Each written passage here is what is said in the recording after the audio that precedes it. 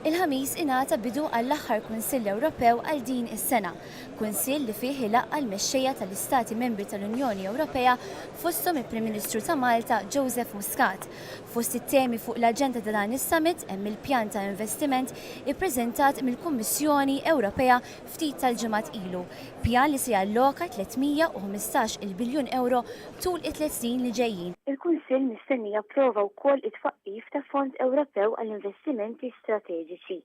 Dan mistenni jinkoraġixxi aktar investituri privati biex jidħlu għal proġetti kbar li jinvolvu element ta' riskju u bekk jinħolqu aktar impjiegi.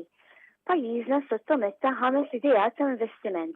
Bl-ewwel idea tkun il-breakwater ta' Marsa Mxekk. It-tieni hija mittja rurali f'Għawdex b'nefqa 14 miljun euro. B'investiment ieħor huwa propost il-bini ta' monorail fil-waqt li raba proġett jinvolvi infrastruttura għax-xiri u maniġġjar tal-mediċina mis-servizzi tas-saħħa.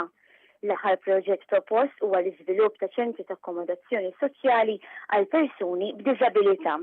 Il-proġetti proposti jridu jintgħażlu minn grupp ta' esperti tekniċi u jkunu finanzjati bi sħubija mal-privat. Il-Kunsill Ewropew mistenni jikkommetti ruħu għal użu iktar effettiv tal-fondi strutturali u ta' investiment. Issuġġerit ukoll ċentru li jagħti pariri dwar l-investiment.